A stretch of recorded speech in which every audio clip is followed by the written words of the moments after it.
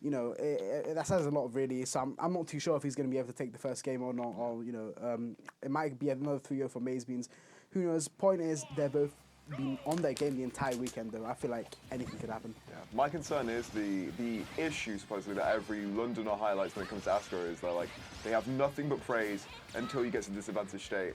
And if there's one really funny story about MazeBeans, it's that he was kind of just like, he loved his gimmicks and he loved doing like fun things or like outplaying his opponent, but yep, very smart counterplay already on the TNT to away with Magnet. Impressive. I've actually never seen a Ness do that.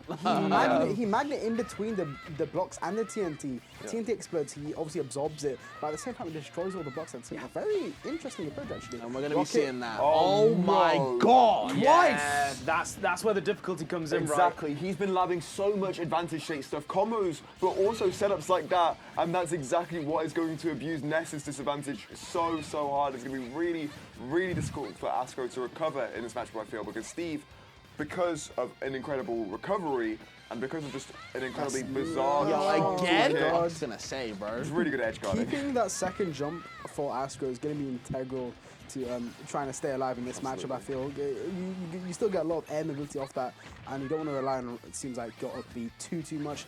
I feel like it doesn't go through dirt blocks, but when it comes to wooden, it just stops. Yeah, it just stops. Yeah, so very unfortunate.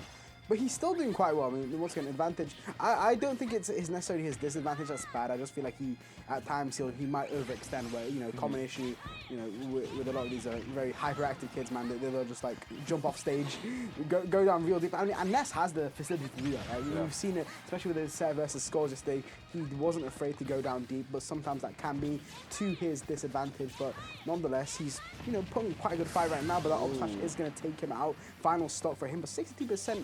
Onto MazeBeans, I feel like he can do something. I feel like the one character that you really can't afford to overextend against is Steve as well. Yeah, Particularly with like, you know, particularly the anvil is the really big one where if you're just a moment out, same with the minecart.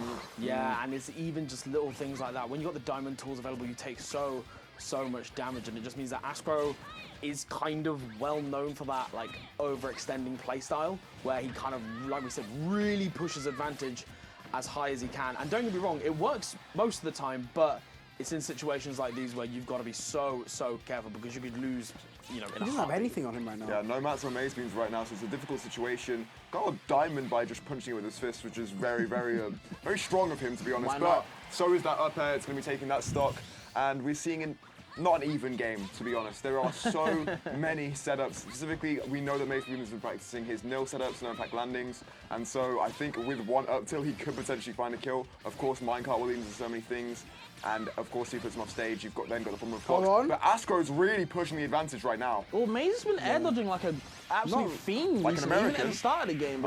Getting the S smash right there. But I was going to say before that, when ascro took that first 0 to 70 at the start of the game, and Maze was unanswered, he was air dodging, like, you know, he was spamming the R button. I think ascro was kind of getting used to it and putting Maze in these scared situations, but obviously just couldn't match up. You see, I think this is where like ascro's inexperience really starts to shine through here. I feel like MazeBeans kind of underestimated him in that set because he wasn't necessarily.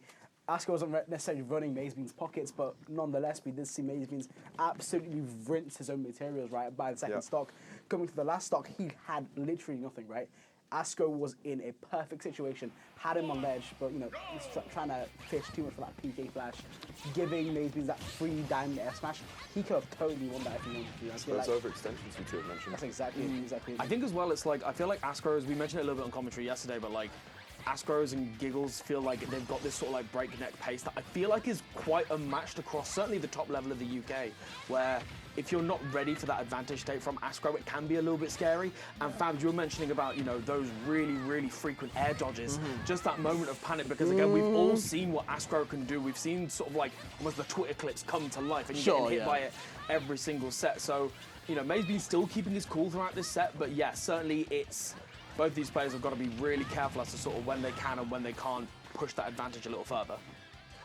You can see the kind of setup that Maze is building. He's building up a lot very high because he understands Ness does have a bigger double jump. So the more he builds up vertically rather than horizontally, you get more time to mine.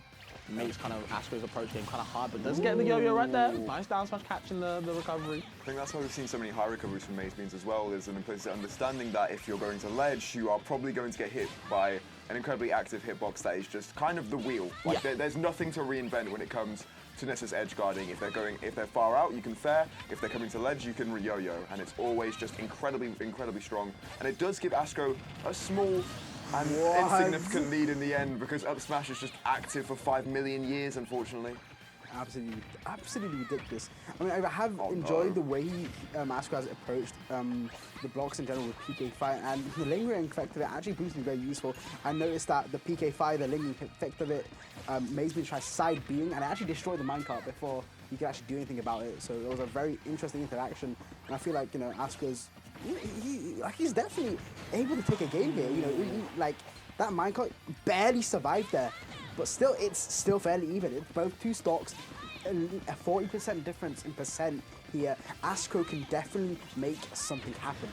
It feels like there are little flares of matchup unfamiliarity as well coming out from MazeBeans. I know he's obviously had the advantage throughout this whole set, but Ness hasn't really been like a super relevant character, certainly not in the UK. It's been a long time since we've had sort of a Ness on that sort of high level, and it feels like ascro has been that almost wake-up call, and it's like, right, another matchup to learn. But in the same vein, MazeBeans' sort of rough game plan has been proving well. However, that lovely little up smash on the platform, we're not out of the woods yet, folks. Yeah, I mean, ascro's a big fan of like these jump side beats just because of the 45-degree angle it kind of covers, you know, going downwards with the multi-hit as well. And he's getting a lot of conversions off that, like we saw the yo-yo kill. And I feel like with MazeBeans, again, using the high vertical blocks, jumping a lot, he's in the air a lot. So I think ascro's really trying to meet him in the middle by doing these jump side Bs to really catch him on that diagonal angle. Yeah. The only problem is when he gets just a bit too close with these side Bs and when he starts getting punished for it. Right now it's working out, but we're seeing so many minecarts from these precarious situations from MazeBeans because there's an understanding that if it's not a big active sword, most of the time you're not getting swatted out of it, especially by Ness, who just doesn't have really long extensions like that outside of dash attack. So he is, to a degree, spamming it, and it is working. He does not have the mashing skills, bro. Oh my god. No. He was in that minecart for ages, and honestly, I feel like the reason why we saw in that first game, MazeBeans was perfectly happy to run himself out of materials is really right there in that stock 3. Once again, MazeBeans finds himself in, he has no materials whatsoever, but for some reason, ascro just can't seem to land these goddamn PK fires. Probably landed like a couple at most, but MazeBeans gets back to around half resources, right? 10, 20 seconds in, you know, we were talking about this yesterday, how MazeBeans, you know, he'll go to the corner, quickly run out, now your opponent's trapped in the corner, builds a wall, you're stuck now. You know? Just moments like that, and I feel like, you know, ascro really truly hasn't gotten to grips on how to really corner MazeBeans, and Steve for that matter, in these integral moments. Okay, this is where the Twitter clips begin to start. 95% in the first 15 seconds. This is the really scary part. You get hit by those up-close PK fires. ascro puts you in a world of pain. You're basically his plaything until he decides, oh, actually, I haven't quite done enough damage. However, MazeBeans showing that he's not too unfamiliar himself, 50%. However, he is going to need a bit more than that, losing that first stock in the first 30 seconds of the game. Yeah, ascro is so explosive as well, the way he plays. Ooh, that was a crazy angle. And he continues with the minecart as well, and MazeBeans is kind of continuing pressure. And what I've learned about these sequences from MazeBeans in particular is just the moment he's getting hits, if he can't convert properly, he's looking immediately for the way to continue his advantage state. And we see an incredible adaptation there, just an absolutely perfect reaction to get the stock there from MazeBeans. Really smart play. I'm loving the imagination that's coming out from this guy right now. Ooh, the fast fall there to just disrupt MazeBeans' attempt to get back there. Very nice indeed. The thing I don't like about ascro is these aerial PK fires. I feel like he's just throwing them out, and MazeBeans is always playing around them with relative ease as well. It's not like he's using any movement tech or anything. He's just literally just walking past them every single time, and it's getting rather predictable on ascro's end. Yeah, to mention something you said, Rekka, he's now looking like he's getting a much bigger hand on materials as well. He doesn't seem to be running them out of them as nearly as quickly. Seems to always have something on deck to deal with that aggression from ascro at the moment, and it's really working out. Really like that. Just a really aggressive sort of swoop in, and maybe not being ready to tech as well. However, can ascro capitalize? Not quite. The mobility on that up B is utterly criminal. Just gets you just out of those situations. Gliding was even a mechanic that they got rid of for a while and then brought it back just for Steve, but ascro not letting it phase in, getting that up air as well, and ascro with a delicate but the first lead that he's had in the set. Hold on. And that forward air actually putting in the goddamn work to try and take out the minecart. But speaking of taking out, that stock is just absolutely gone with a single diamond back air. Obviously, it doesn't need to be said about how strong these diamond tools that Steve has is, man. It's just absolutely stupid. Oh my god. Okay, we're gonna read the tech. Yeah, looking for the up B. I feel like he tries to do that on everybody, but I feel like at this type of level with Maze, you can't really afford to be going for that right now. Oh, hold on. We can afford to do that though. Yeah. Definitely afford to do We can that. swing like that. No, that's a really interesting pressure sequence as well Goddamn because fences. it's auto cancel down air. So it's Sure. like, okay, I have an option. What do I expect? If I whiff, he's probably going to try and come in on me and try and think, oh, it's a down air. It's so laggy. It takes so long. But no, if you do it in the startup, auto cancel straight into the F smash to punish a very, very nice prediction from ascro. Look, he got his own nil, right? That's like a pseudo nil. Yeah, a little bit. The irony. Little gulp. He loves his nut little movement, gulp man. from MazeBeans after that. I just saw like little gulp from MazeBeans like, I'm in trouble, aren't I? Oh my- guys? guys, he's behind me, isn't he? Oh And he my is. God. He's clawing back in this set. That was one game, and we could see another if ascro continues playing like that. But for now, it is still MazeBeans on the advantage, and we're still going to PS2. Joycey and Fabs, actually, I know you both have a few things to say about this stage choice. I mean, well, nothing about you. That's Nothing what about I'm you, saying, Brian. mate. Either way, I feel like I'm not really understanding why people still want to go to PS2 versus Steve. Yeah. Like, obviously, there is no really bad stage for Steve in general, but there are worse stages than PS2. I think most people will tell you. Steve may tell you as well. Like, you know, they'll happily go PS2, but it's a matter of fact of like you're kind of just giving him what he wants. Yeah, You're kind of, you know, there's no delaying the inevitability. You're just letting it happen to you, like we're seeing right now. I'm not really sure why we like to go to PS2 versus Steve so much, especially all 4 games so far.